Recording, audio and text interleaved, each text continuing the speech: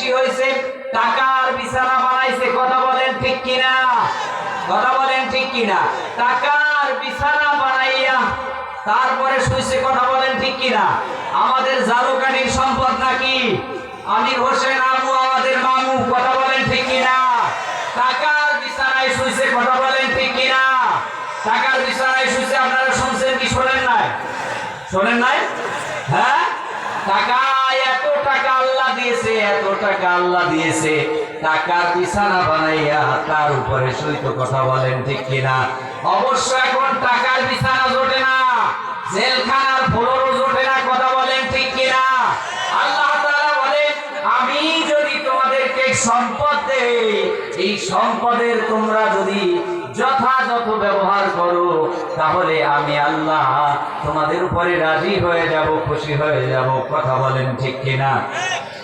আর সম্পদের যদি অপব্যবহার করো, তাহলে আমি বেইজ্জতি করে করে তোমাদের কাছ থেকে সম্পদকে ছিনায় নেব। কথা বলেন ঠিক কিনা? কথা বলেন ঠিক কিনা? তোমাদেরকে ওই call you to the paradise, আর আমরা তোমাদেরকে আল্লাহর জান্নাতের দিকে রাখি। কথা বলেন ঠিক কিনা? এই জন্য ওই সকল কাঠিন পরিহার করতে হবে। কথা বলেন ঠিক কিনা? কোন মুসলমানের সন্তান মাথার মধ্যে এই শয়তানি কাঠিন দিতে পারে না। কথা বলেন ঠিক কিনা? আমাদের কোন সন্তান যাতে ওই বিজাতীয় কাঠিন মাথায় না দেয়, এই ব্যাপারে আমাদেরকে খেয়াল রাখতে হবে। কথা বলেন ঠিক কিনা? বলতেছিলাম, আল্লাহর ফেরেশতা তাকওয়ালা ব্যক্তির কাছে চলে গেলেন। তাকওয়ালা ব্যক্তিকে ডাক দিয়ে বললেন, ওগো ভাই, আপনার এই মুহূর্তে কি প্রয়োজন? এইবার উনি বললেন যে আমার মাথায় চুল নেই, আমি লোকালয়ে বের হতে পারি না, মানুষ দেখলে আমাকে লজ্জা দেয়। এই মুহূর্তে আমার সবচেয়ে বেশি প্রয়োজন হলো আমার মাথায় যেন চুল গজায়। ফেরেশতা তার মাথায় হাত বুলায় দিলেন, চুল গজায় গেল, চুলওয়ালা হয়ে গেল। এইবার জিজ্ঞেস করলেন, তোমার আর কি প্রয়োজন? বলল, আমার যদি একটি গর্ভবতী গাভী হতো, সেটাকে লালন পালন করে আমি চলতে পারতাম। ফেরেশতা দোয়া করলেন, একটা গর্ভবতী গাভী তাকে দেয়া হলো। সেটাকে লালন পালন করতে করতে পাল পাল গাভীর মালিক হয়ে গেলেন। সামনে অগ্রসর হলেন অন্ধ ব্যক্তি, ডাক দিয়ে বললেন, ও ভাই, আপনার কি প্রয়োজন? অন্ধ ডাক দিয়ে বললেন, ভাই, আল্লাহর জমিন, আল্লাহ তাআলার এই সুবিশাল আকাশ, চন্দ্র, সূর্য, গ্রহ, নক্ষত্র কিছুই আমি দেখতে পাই না।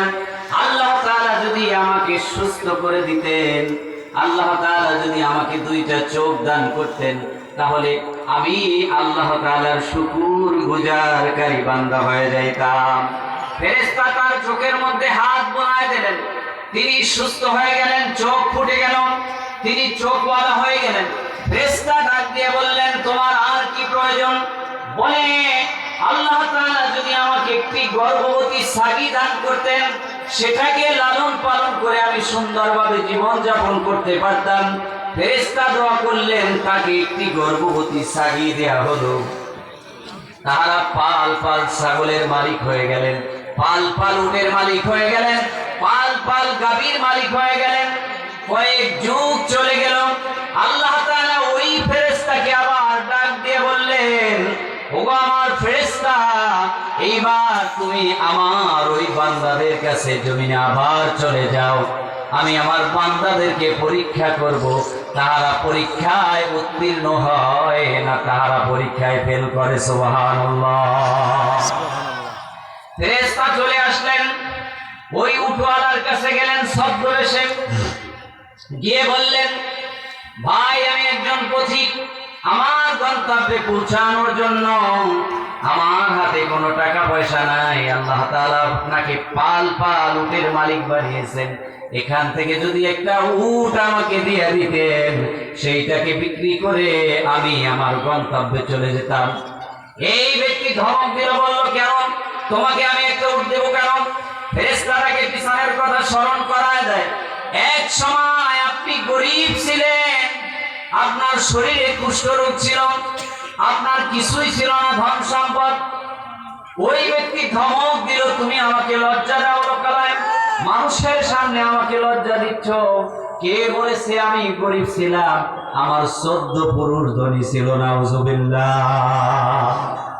কিছু মানুষ আছে না, টাকা পয়সা হইলে অতীত ভুলে যায়। কথা বলেন ঠিক কিনা? আছে না নাই? টাকা পয়সা হইলে অতীত ভুলে যায়। যদিও তার মা মানুষের বাড়ি কাজ করেছে, কিন্তু সেগুলো ভুলে যায়। বলে আমার 14 পুরুষ ধনী আছে। খবর নিয়ে দেখবেন যে তার বাবা মানুষের বাড়ি কাজ করছে। কথা বলেন ঠিক কিনা? কিন্তু বলে 14 পুরুষ ধনী ছিল। কথা বলেন। ফেরেশতা স্মরণ করায় দেয় না আপনি এক সময় গরিব ছিলেন? বলে না আমি গরিব ছিলাম না। ফেরেশতা এবার বললেন আপনি যদি আপনার কথায় সত্যবাদী হন, তাহলে আপনার সম্পদ ঠিক থাকুক, আপনি ধনী থাকেন। আর যদি আপনি মিথ্যাবাদী হয়ে থাকেন, তাহলে যেন আল্লাহ আপনার সম্পদকে ধ্বংস করে দেয়, আপনাকে আগের মতো করে দেয়। ফেরেশতা এই কথা বলে সামনের দিকে অগ্রসর হলেন। এদিকে তার উটের পালের মধ্যে ডায়রিয়া হয়েছে। বলেন আল্লাহু আকবার। কি শুরু হয়েছে? ডায়রিয়া শুরু হয়েছে। একের পর এক মরতে শুরু করেছে। কিছুদিনের মধ্যে মরতে মরতে আবার সে পূর্বের জায়গায় চলে এসেছে।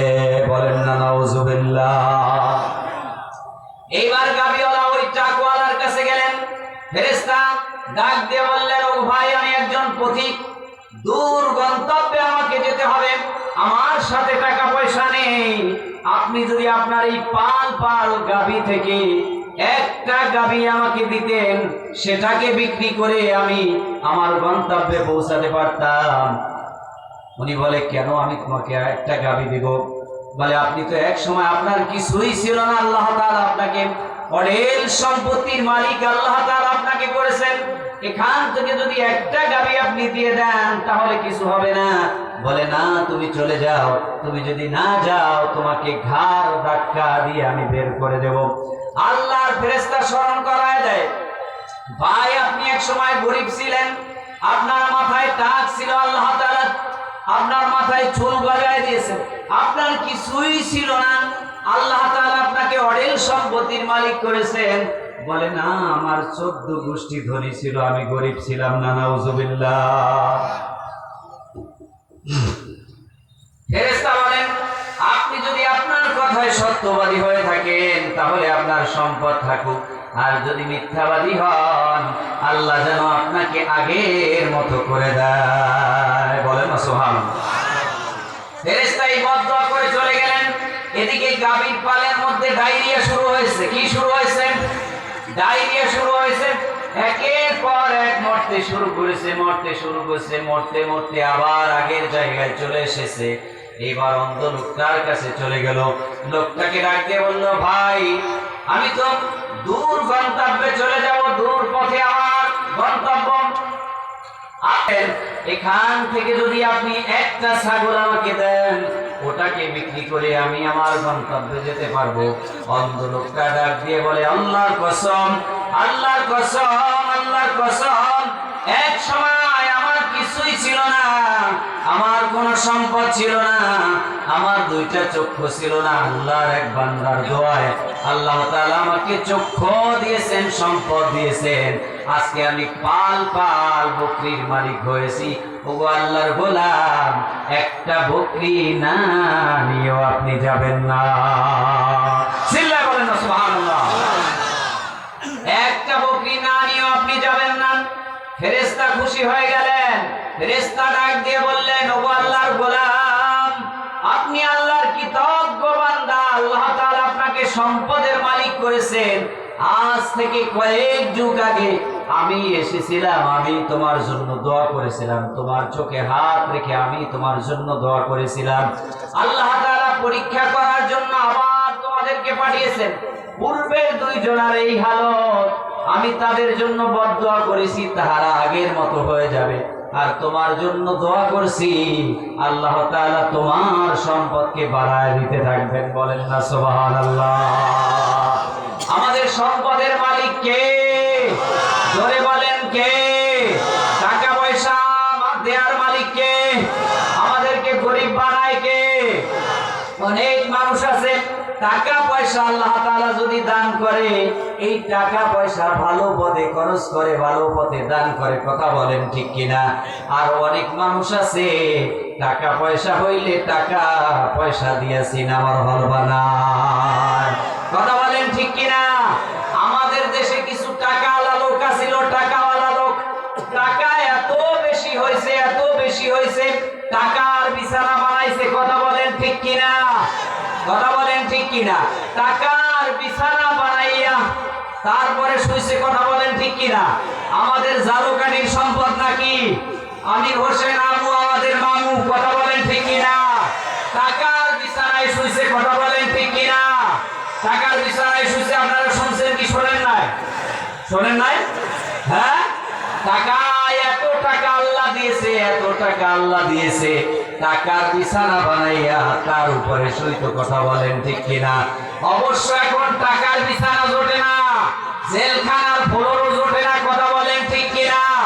আল্লাহ তাআলা বলেন, আমি যদি তোমাদেরকে সম্পদ দেই, এই সম্পদের তোমরা যদি যথাযথ ব্যবহার করো, তাহলে আমি আল্লাহ তোমাদের উপরে রাজি হয়ে যাব, খুশি হয়ে যাব, কথা বলেন ঠিক কিনা?